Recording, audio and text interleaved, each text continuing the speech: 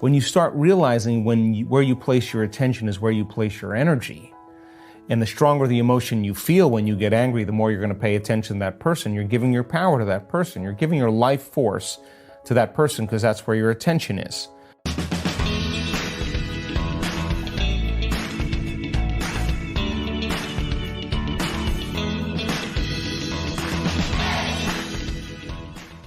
One of my greatest moments of my day is when I get the story, when a team leader sends me a testimony from somebody, and a person was depressed and suicidal and, really ready to end their life, and all of a sudden they're a completely different person. They are completely different, or they're very sick and all of a sudden they're healthy, or they get the most amazing job opportunity, and you can see the authenticity as a result of that. Now, why is that so significant?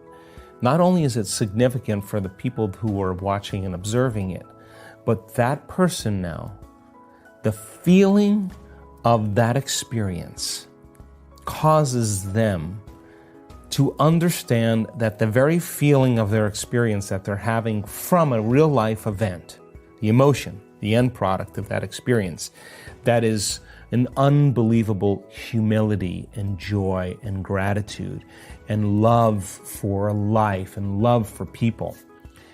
It's going to be easier for them to create that emotion for their next creation. And all of a sudden, the next creation is going to create even a greater emotion, even more love. And then here we go. They're going to be able to create even better because they're able to live in that emotional state a little bit longer. So we see then that people all of a sudden, as they begin to make these very significant changes, the side effect of all those changes is that they want less. Why?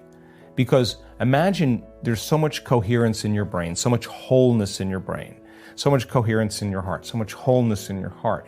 You feel so whole that you no longer want anything, because how could you want when you're whole? You only want when you're in lack. And now when you're creating from wholeness instead of separation or duality, wow, the effect of that is that you only want to contribute to the world now. You only want to make a difference.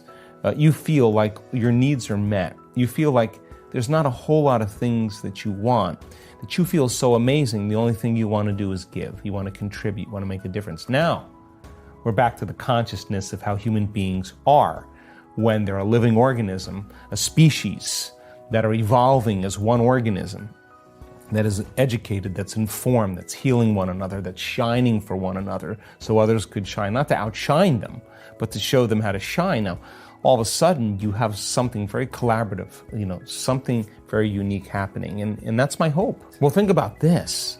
That's absolutely the right answer. Imagine understanding the science of creation. Now, as I said, it takes a lot of practice, takes a lot of information. We don't go for the whole enchilada. We teach people methodically, step by step, on how to build. On every day, they build a little bit more, they build a little bit more, they get a little bit better. Imagine that you do that to such a degree that you understand how to do it all the time. Now, you're not going to sit down to do the work and be like, oh God, I got to go create now. You're going to be pretty inspired to create. You're going to enjoy it. It's going to be something that you look forward to. And that's kind of the thing that I'm proud of when it comes to our community, because we're doers. And people do the work every day because they want the magic to be sustained. They want it to continue. And so it's no longer an obligation. It's no longer a need to do it to please God, to do the right thing, to be good, whatever people do it for. This is because they want to keep that kind of crazy world happening. And if you're in the belief system unconsciously that you're a body local in space and time and three-dimensional reality, and you're trying to reach your goals and create your vision and do all this stuff, and you're a body, matter trying to change matter, then You have to drag your body through space every single day to get what you want, back and forth to work, whatever. And it's going to take you time to finally get your goals. That may take you a couple years. Well, that's because you have to think that I have to move my body to go get what I want. So then I got to compete. I got to force. I got to fight for it. I got to control it. I got to manipulate. I got to figure it out.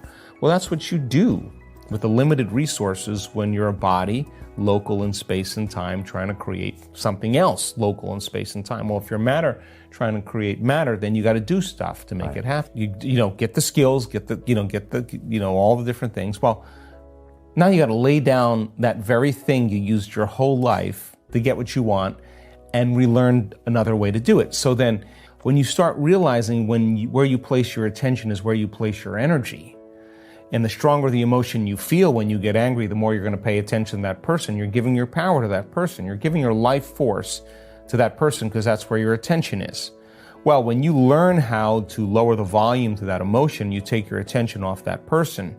You begin to break your energetic bond with that person. You call energy back to you. Now you have energy to heal. You're building your own electromagnetic field. Now, when you understand the science of creation and you understand it happens in the generous present moment, and you're practicing every single day on how to be present, you're not going to start creating until you know that you're beyond yourself and you're creating in the present moment. You know when you're there and when you're not. And you're creating by changing your energy. And you understand when there's a vibrational match between your energy and some potential in the quantum field, you no longer have to go anywhere to get it. You are the magnet. You're drawing the experience. You're collapsing time and space, or experiences are coming to you. You understand the science behind that. I guarantee you that you won't be rushing and competing to get anywhere.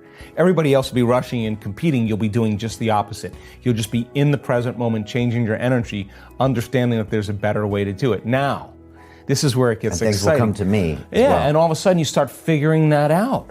So in traffic, you have two options. You can get frustrated or impatient, or you could be like, well, it was a good time to tune into my future. I'm going to do it with my eyes open. I'm going to fall in love with my future. I'm going to open my heart. And the side effect of that is starting to see those changes. Every day you're drawing a little closer. Now here's the cool part. We hear stories like this. We have coherence healing groups. You know, we have people that understand that if you can begin to change the patterns in the field, you can change matter. It's not matter that emits the field. It's the field that creates matter. If you change the field, you change matter. You don't change the tumor, you change the pattern in the field, and the hologram of the tumor changes. So we go an extensive understanding on this. And now we're doing these coherence healings, and we're seeing people have instantaneous changes in their health. I mean, instantaneous. And so now this group of people say, well, God, if I'm truly in the quantum field, there's no separation. I don't actually have to have the person in front of me that we're healing. I just need a picture or a coordinate, and my thought will connect me to them because there's no separation. I'm connected to everything in the unified field.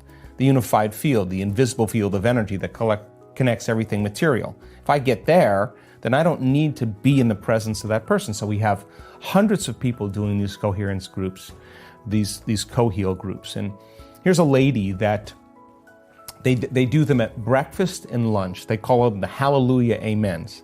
And if there's a child that has leukemia or Hodgkin's, non-Hodgkin's lymphoma, if there's someone who has a serious health condition, they work with 3 songs at breakfast. They do 1 person per song, so they do 3 people in the morning, and then they do 3 people at lunch. Well, lady's driving down the road, and she realizes it's time for the co-heal session. She pulls over on the side of the road in a neighborhood. She turns her music up. She gets right into it. Next thing you know, she gets a knock on the window, and it's a police officer. And the police officer asks her to roll the window down and says, what are you doing? You know, we're getting calls from the neighbors. They think, are you sick? Is something wrong? Is it an emergency? And more importantly, they're wondering, there's children around here, if you're safe. And she said, no. We do this coherence healing thing, and I was just tuning in to the people, and she's got the music blasting. And he leans over to look into the car, and when he leans over, he jumps back. And he looks at her and he said, what just happened? She said, what do you mean? He said, the pain in my back just went away. I don't have, he goes, I was in a lot of pain. I don't have any pain at all. And she said, oh, you were healed into wholeness with love.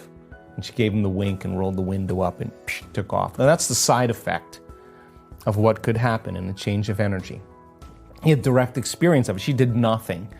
He just entered a coherent field. So you start seeing these unusual things happening. Yeah. That they're becoming the new normal and having an effect. Like, that's how powerful you are.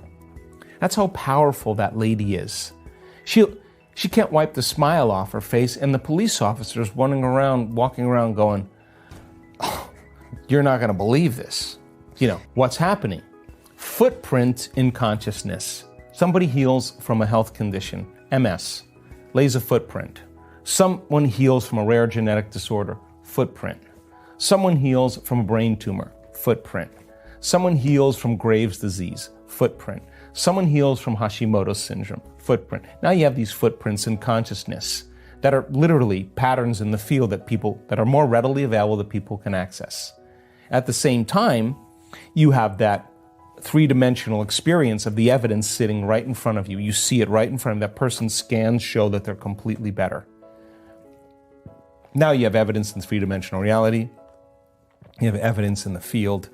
There's a footprint there people can step into. Now, what happens is it becomes that collective 4-minute mile thing. Like, we're broken through the 4-minute mile. Now everybody's starting to do it. There's a change in consciousness. That's becoming what's making it so exciting, that people want to be a part of that. They want to be a part of that community. The secret to unlock the full potential of your mind is to enter the present moment and create from it. As Joe Dispenza explains, we have to focus our mind in the present moment. We already have to be the person we want to be. We already need to possess all the things we wanted. And we already need to be healthy man or woman. You can only enter that picture from the present moment, and you need to feel it, with all your body and with all your soul. By doing this day by day, you will be able to stay in the present moment longer every day. Your life will improve in every way possible, and you will see how powerful your mind is. Is it possible not to love Joe Dispenza and his teachings? What do you think about this? Is this doable for you? Share your thoughts with us all in the comments below. Subscribe for more Joe Dispenza videos and even join our channel. Stay good and have a great day.